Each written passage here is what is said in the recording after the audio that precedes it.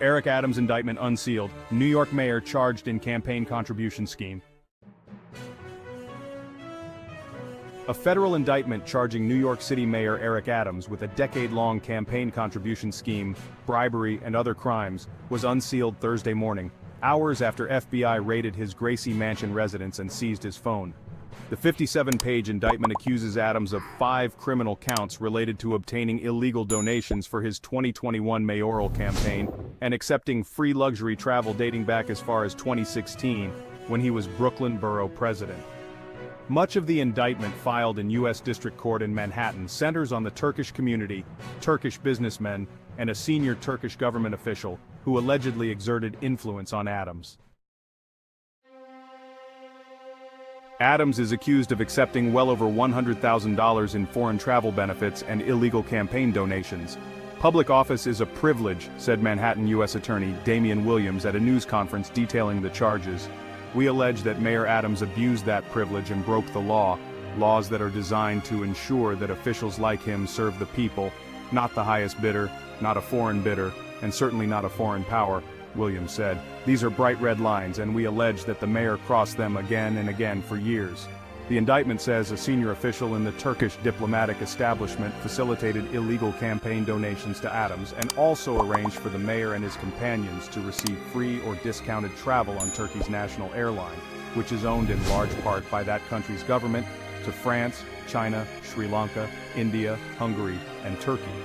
In September 2021, the indictment alleges the Turkish official told Adams that it was his turn to repay that official by pressuring the New York City Fire Department to facilitate the opening of a new Turkish consulate building, which is 36 stories tall, without a fire inspection, in time for a high-profile visit by Turkey's president. At the time, the building would have failed an FDNY inspection, the indictment says. Adams did as he was instructed, and an FDNY official was told that he would lose his job if he failed to acquiesce, the indictment says. The building then opened as requested, according to the indictment. I look forward to defending myself and defending the people of this city, as I've done throughout my entire professional career, Adams said outside Gracie Mansion, while flanked by supporters, after the indictment was unsealed in U.S. District Court in Manhattan. Adams is due to be arraigned Friday, but his lawyer, Alex Spiro, has asked a judge to push that back to next week to consolidate another planned hearing in the case.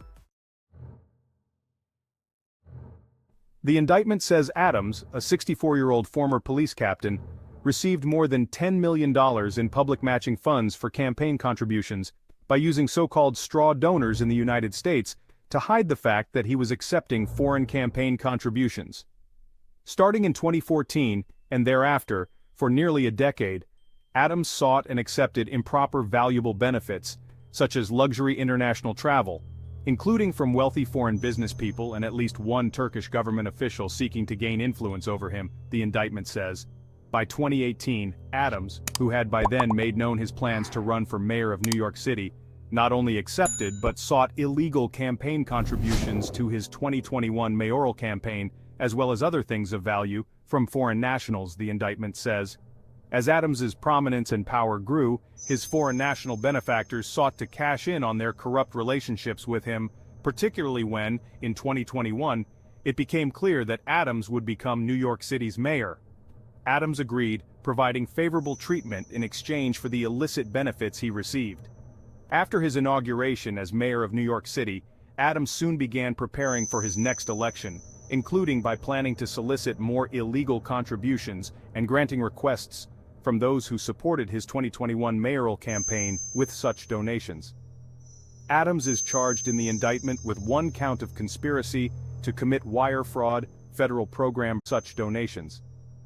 Adams is charged in the indictment with 1 count of conspiracy to commit wire fraud, federal program bribery, and to receive campaign contributions by a foreign national.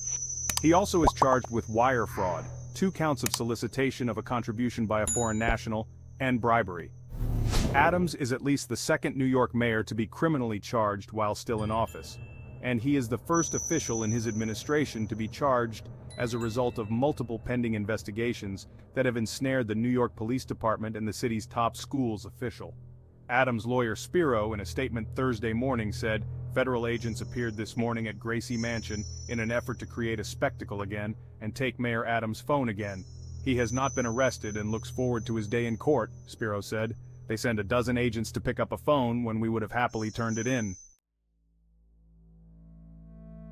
On Wednesday, before news of the indictment first broke, Reverend Alexandria Ocasio-Cortez, DNY, called on the mayor to resign, saying the flood of resignations and vacancies resulting from various federal probes of administration officials are threatening government functions. For the good of the city, he should resign, Ocasio-Cortez said. A growing number of elected officials and other political figures in New York also called on Adams to step down. Among them, City Comptroller Brad Lander and State Senator Zelnor Myrie, who are both running for mayor next year, and former Comptroller Scott Stringer, who is weighing a run for City Hall. If Adams resigns before his first term in office ends, he will be succeeded by New York City Public Advocate Damien Williams as acting mayor. Williams, in a statement issued Thursday, said, "I feel the same disbelief and indignation that I know many New Yorkers feel, upset that this is where our city is in this moment. This is a painful time, and the looming unknowns and uncertainties only add to the confusion and chaos at City Hall in an untenable situation," Williams said. Justice presumes innocence until proven guilty. At the same time, these charges are even more sweeping and severe than imagined. In the face of this evidence, it is not enough to deflect blame and deny responsibility.